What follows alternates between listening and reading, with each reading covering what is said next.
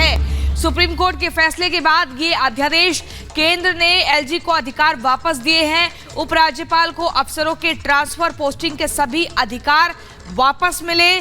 केंद्र ने अध्यादेश के जरिए एनसीटी एक्ट 1991 में बदलाव किया है। राष्ट्रीय राजधानी सिविल सेवा प्राधिकरण का गठन किया गया। अधिकारियों के ट्रांसफर पोस्टिंग मुख्यमंत्री अकेले के पास नहीं होंगे, वो खुद अकेले ये फैसला नहीं लेंगे। इसमें एलजी की सहमति जरूरी है और इसी के चलते केंद्र सरकार ने जिस अध्यादेश का हवाला दिया है, अध्यादेश के जरिए एनसीटी एक्ट 1991 में बदलाव किए हैं। आपको याद होगा हाल ही में सर्वोच्च अदालत ने यह बड़ा फैसला सुनाया था और ट्रांसफर पोस्टिंग का जो एक बड़ी जिम्मेदारी है, ये जो अधिकार है, ये दिल्ली सरकार को दिया था और कहा था कि इसमें एलजी हस्तक्षेप नहीं करेंगे। लेकिन इसी के चलते एक बार फिर से अधिकारों पर एक नई जंग की तस्वीर, जहां पर केंद्र ने एलजी को अधिकार वापस दिए हैं और उपराज्यपाल को अफसरों के ट्रांसफर पोस्टिंग के सभी अधिकार वापस मिले।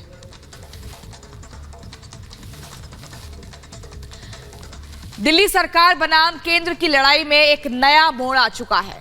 कुछ दिन पहले ही अधिकारों की लड़ाई में दिल्ली सरकार को सुप्रीम कोर्ट में बड़ी जीत मिली थी, लेकिन अब उसी फैसले के खिलाफ केंद्र सरकार ने एक नया अध्यादेश जारी कर दिया है। क्या है यह अध्यादेश और किस तरीके से सर्वोच्च अदालत के फैसले के बाद भी एक बार फिर से उपराज्यपाल को अब वो अधिकार वापस मिल गए जो सिर्फ दिल्ली सरकार के पास थे। आपको दिखाते हैं और समझाते हैं हमारी इस रिपोर्ट में।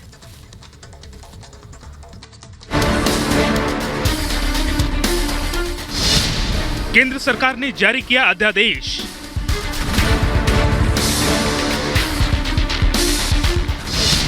दिल्ली सरकार के अधिकारों को लेकर अध्यादेश।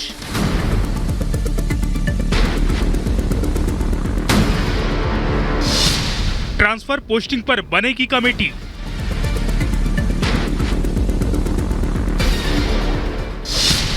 सिविल सर्विसेज अथॉरिटी बनाई जाएगी।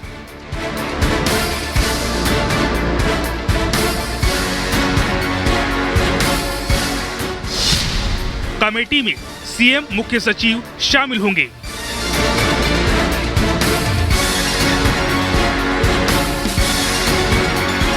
दिल्ली सरकार और केंद्र के बीच टकराव काफी बढ़ गया है। अधिकारियों की पोस्टिंग और ट्रांसफर को लेकर दिल्ली सरकार को सुप्रीम कोर्ट में जीत मिली थी, लेकिन केजरीवाल सरकार की ये खुशी ज्यादा देर तक टिक नहीं पाई। केंद्र सरकार ने जो अध्यादेश जारी किया है, उसके मुताबिक दिल्ली सरकार अधिकारियों की पोस्टिंग पर फैसला जरूर ले सकती है, लेकिन अंतिम मुहर एलजी को ही लगानी होगी। बीजेपी का कहना है कि केजरीवाल सरकार अपने अधिकारों का गलत इस्तेमाल कर रही थी। इस अध्यादेश से उस पर लगाम लगेगी। केंद्र सरकार ने अध्यादेश ला करके, ऑर्डिनेंस ला करके इसको क्लियर कर दिया। अब जो क्योस पैदा हो गया था, जो परेशानियां पिछले एक हफ्ते में पैदा हुई थी दिल्ली में, उस पर पटाक्षेप हो गया है। क्योंकि सभी को पता है ये नेशनल कैपिटल टेरिटरी है, एनसीटी दिल्ली कहा जाता है, और ऐसी स्थिति में ये पूरे देश की राजधानी है। यहाँ का एक एक निर्णय, यहाँ की एक एक स्थिति, यहाँ की एक एक परिस्थिति वो पूरे दुनिया को प्रभावित करती है। दिल्ली के विषय में जो होम मिनिस्ट्री ने अध्यादेश पास किया है, हम उसका स्वागत करते हैं। दिल्ली को बचाने के लिए अध्यादेश जरूरी था, क्योंकि दिल्ली सरकार अपने भ्रष्टाचार को कवर अप करने के लिए दिल्ली के अफसरों को धमका रही थी और उनके तबादले कर रही थी। आधी रात को जाकर कमरे खोलकर फाइलें खंगालना और फाइलों में से फाइलें गायब कर देना, ये दिल्ली सरकार कर रही थी। इस सबसे दिल्ली को बचाने के लिए अध्यादेश लाना जरूरी था। दूसरी तरफ आम आदमी पार्टी ने इसे फिर केंद्र का एक गलत फैसला बता दिया। आम आदमी पार्टी के नेताओं का कहना है कि केंद्र अब सुप्रीम कोर्ट का भी सम्मान नहीं कर रहा है। आप नेताओं का कहना है कि अपनी हार से केंद्र बौखला गई है। केंद्र सरकार जो ये अध्यादेश लेकर आई है, ये सुप्रीम कोर्ट की संवैधानिक पीठ के फैसले की साफ साफ अवमानना है। सुप्रीम कोर्ट ने यह फैसला दिया कि चुनी हुई सरकार के पास निर्णय लेने की ताकत होनी चाहिए। यही लोकतंत्र है, यही लोकतंत्र का सम्मान है।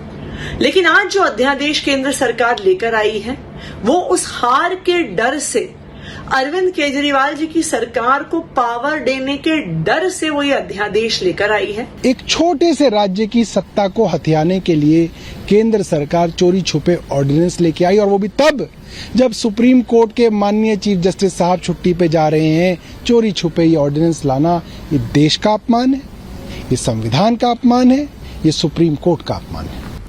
दरअसल अध्यादेश के अनुसार राजधानी में अधिकारियों के ट्रांसफर और पोस्टिंग के लिए अथॉरिटी बनाई गई है। इसमें मुख्यमंत्री केजरीवाल, दिल्ली के मुख्य सचिव और प्रमुख गृह सचिव होंगे। अधिकारियों के ट्रांसफर और पोस्टिंग में अगर कोई विवाद होता है तो आखिरी फैसला दिल्ली के उपराज्यपाल का ही माना जाएगा। Bureau report, Republic Bharat. और इसी बीच अगली बड़ी खबर आपको बता दें, जापान के प्रधानमंत्री फूमियो किशिदा से प्रधानमंत्री नरेंद्र मोदी की मुलाकात हुई। दरअसल पीएम मोदी जापान दौरे पर हैं। इस बीच